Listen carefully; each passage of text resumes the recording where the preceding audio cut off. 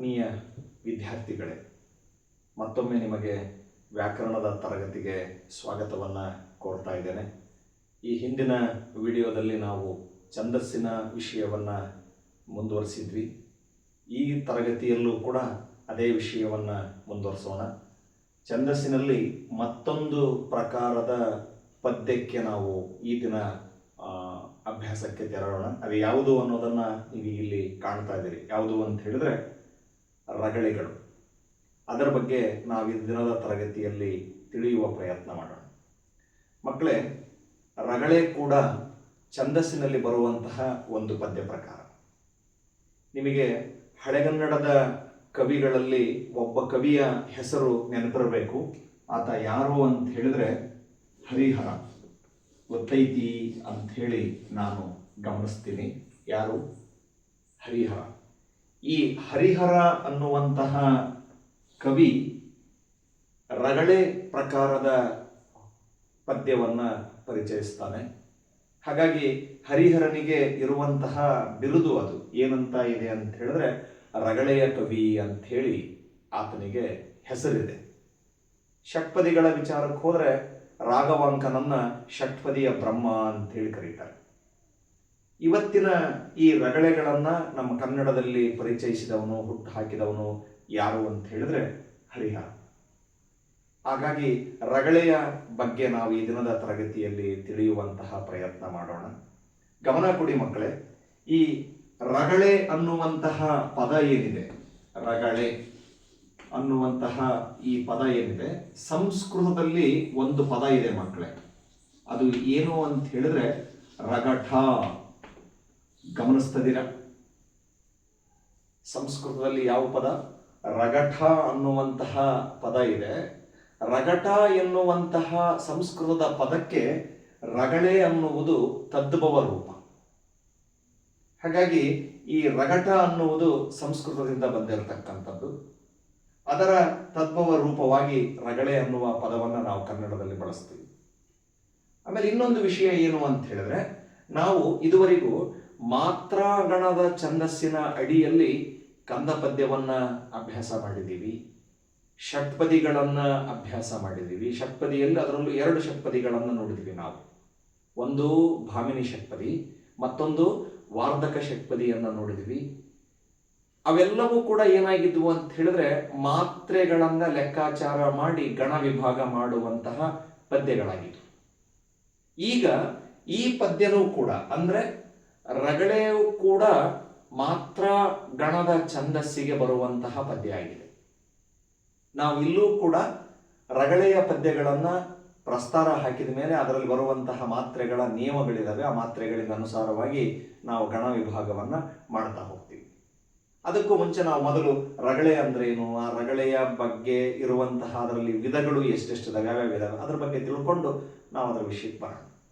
ಈಗ ನಿಮಗಿದು ಗೊತ್ತಾಯ್ತು ಅಂತ ಹೇಳ್ತಾ ಇದ್ದೀನಿ. ರಗಳೆ ಅನ್ನೋದು ಯಾವ ಪದದಿಂದ ಬಂದಿದೆ? ಸಂಸ್ಕೃತದ ರಗಠ ಅನ್ನುವಂತಹ ಪದದಿಂದ ಬಂದಿದೆ. ಮುಂದಿನ ಇನ್ನೊಂದು ವಿಶೇಷ ಏನಪ್ಪ ರಗಳೆದು ಅಂತ ಹೇಳಿದ್ರೆ, ಇಲ್ಲಿ ಗಮನ ಕೊಡಿ. ನಾನು ಅದನ್ನ ನಿಮಗೆ ವಿಷಯ ಪಾಯಿಂಟ್ ಅನ್ನ ಬರದೇ ಹೇಳ್ತೀನಿ. ರಗಳೆಯಲ್ಲಿ ಗೊತ್ತಿರಲಿ ಮಕ್ಕಳೇ, ನೀವು ರಗಳೆಯಲ್ಲಿ ಹೋಗಿಬಿಟ್ರೆ ಇದರಲ್ಲಿ ಇಂತಿಷ್ಟೇ ಸಾಲುಗಳು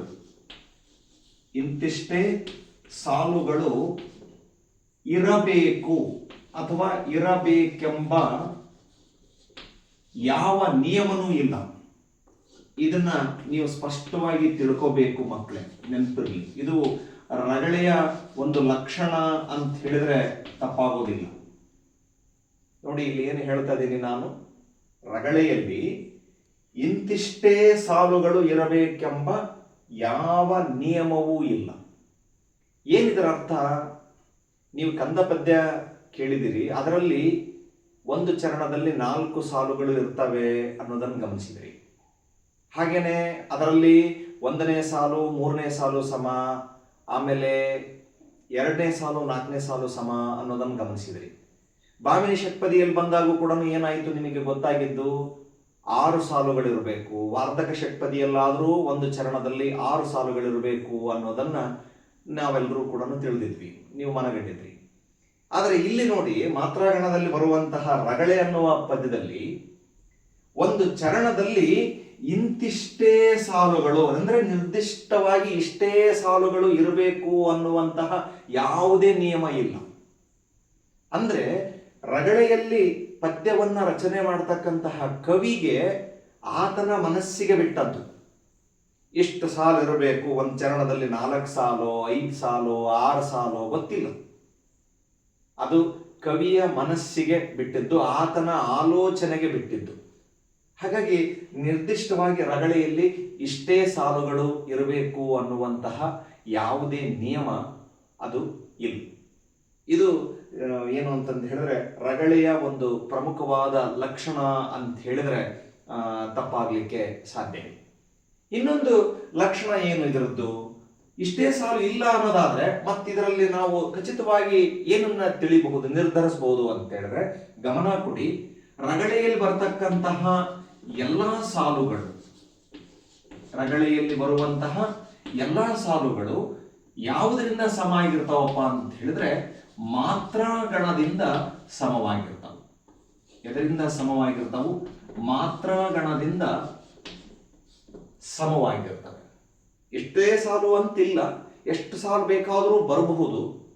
ಎಷ್ಟೇ ಸಾಲುಗಳು ಬಂದಿದ್ರೂ ಕೂಡ ಆ ಸಾಲುಗಳು ಯಾವುದರಿಂದ ಸಮವಾಗಿರ್ತವೆ ಅಂತ ಹೇಳಿದ್ರೆ ಮಾತ್ರಾಗಣದಿಂದ ಸಮವಾಗಿರ್ತವೆ. ನಾವು ಕಂದ ಪದ್ಯದಲ್ಲಿ ನೋಡ್ದಂಗೆನೆ ಮೊದಲನೇ ಸಾಲು 3ನೇ ಸಾಲು ಸಮ, ಆ ಥರ ವ್ಯತ್ಯಾಸಗಳು ಇಲ್ಲಿ ಬರೋದಿಲ್ಲ ಮಕ್ಕಳೇ.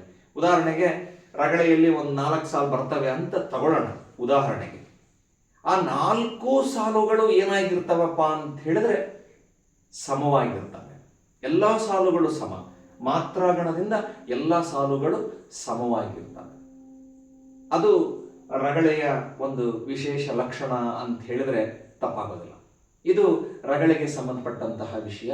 ಇಂತಹ ರಗಳೆಯಲ್ಲಿ ನಾವು ಪ್ರಮುಖವಾಗಿ ಎಷ್ಟು ವಿಧಗಳನ್ನ ಕಾಣ್ತೀವಿ ಅಂತಂದ್ರೆ 3 ಮುಖ್ಯ ವಿಧಗಳನ್ನ ಕಾಣ್ತೀವಿ. ರಗಳೆಯಲ್ಲಿ ಎಷ್ಟು ವಿಧಗಳು ಅಂದ್ರೆ 3 ಮುಖ್ಯ ವಿಧಗಳು ಬರ್ತವೆ. ಅವು ಯಾವ್ಯಾವು ಬಾಗಿಲಿ ನಿಮಗೆ ತೋರಿಸಿಕೊಡ್ತೀನಿ ಮಕ್ಕಳೇ, ನೆನ್ಪಿಟ್ಟುಕೊಳ್ಳಿ. 1ನೇದು ಉತ್ಸಾಹ ರಗಳೆ. 1ನೆಯ ರಗಳೆ ಯಾವುದು ಅಂತ ಹೇಳಿದ್ರೆ ಉತ್ಸಾಹ ರಗಳೆ, 1ನೇ ವಿಧ. 2ನೆಯ ವಿಧ ಇದರಲ್ಲಿ ಯಾವುದು ಅಂತ ಹೇಳಿದ್ರೆ ಮಂದಾನೀಲ ರಗಳೆ. 2ನೇದು ಮಂದಾನೀಲ ರಗಳೆ. 3ನೇದು ಯಾವುದು ಅಂತ ಹೇಳಿದ್ರೆ ಲಲಿತ ರಗಳೆ. 3ನೇದು ಲಲಿತ ರಗಳೆ. ಗಮನ ಕೊಡಿ ಮಕ್ಕಳೇ, ರಗಳೆಯಲ್ಲಿ ಬರುವಂತಹ ವಿಧಗಳು ಇವು ನೀವಿಲ್ಲಿ ಕಾಣ್ತಾ ಇದ್ದೀರಿ.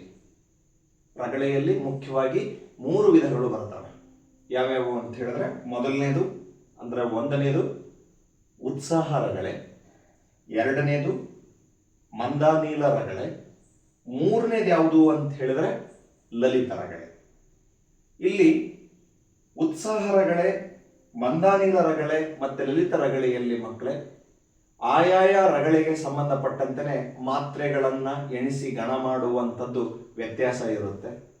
ನಾವು ಒಂದೊಂದೇ ರಗಳೆಯನ್ನ ತೆಗೆದುಕೊಂಡು ಅದರ ಲಕ್ಷಣಗಳನ್ನ ತಿಳಿದುಕೊಂಡು ಉದಾಹರಣೆಯ ಪದ್ಯವನ್ನ ತೆಗೆದುಕೊಂಡು ನಾವು ಅವುಗಳನ್ನ ತಿಳಿತಾ ಹೋಗೋದು ಇದೆ.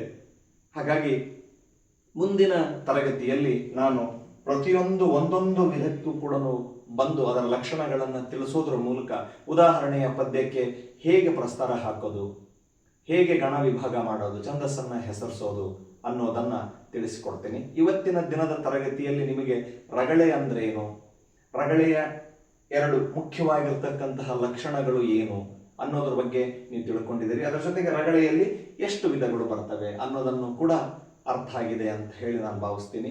ಮುಂದಿನ ವಿಡಿಯೋದಲ್ಲಿ ಉತ್ಸಾಹ ರಗಳೆ ಅಂದ್ರೆ ಏನು, ಅದರ ಲಕ್ಷಣಗಳೇನು, ಹಾಗೇನೆ ಉದಾಹರಣೆಯ ಪದ್ಯವನ್ನು ತೆಗೆದುಕೊಂಡು ನಾನು ನಿಮಗೆ ತಿಳಿಸುವಂತಹ ಪ್ರಯತ್ನವನ್ನ ಮಾಡ್ತೀನಿ.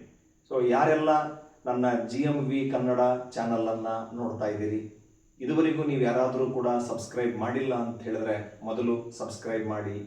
ಹಾಗೇನೆ ಹೈಸ್ಕೂಲ್ ಹಂತದ ವಿದ್ಯಾರ್ಥಿಗಳು ಓದೋರಿಗೆ ಈ ವಿಡಿಯೋಗಳನ್ನು ನಾನು ಮುಖ್ಯವಾಗಿ ಮಾಡ್ತಾ ಇದ್ದೀನಿ. ಅಂತಹ ವಿದ್ಯಾರ್ಥಿಗಳು ಯಾರಾದರೂ ಇದ್ದರೆ ಅವರುಗಳಿಗೆ ನೀವು ಇದನ್ನು ಶೇರ್ ಮಾಡಿ. ಇದರಿಂದ ಸ್ವಲ್ಪನಾದರೂ ವಿಷಯ ಅವರಿಗೆ ಮನದಟ್ಟಾಗಿ ಪರೀಕ್ಷೆಗೆ ಸಹಾಯ ಆಗುತ್ತೆ ಅನ್ನೋದಾತಂದರೆ ನನ್ನ ಈ ಪ್ರಯತ್ನಕ್ಕೆ ಎಲ್ಲೋ ಒಂದು ಕಡೆಗೆ ಸಣ್ಣ ಫಲ ಸಿಕ್ಕ ಹಾಗೆ. ಸೊ ಹಾಗಾಗಿ ಎಲ್ರಿಗೂ ಶೇರ್ ಮಾಡಿ, ಸಬ್ಸ್ಕ್ರೈಬ್ ಮಾಡಿ ಅನ್ನೋ ಮಾತನ್ನು ಹೇಳ್ತಾ ಮುಂದಿನ ತರಗತಿಯಲ್ಲಿ ನಾನು ನಿಮಗೆ ಸಿಗ್ತೀನಿ ಉತ್ಸಾಹ ರಗಳೆಯೊಂದಿಗೆ. ಧನ್ಯವಾದಗಳು.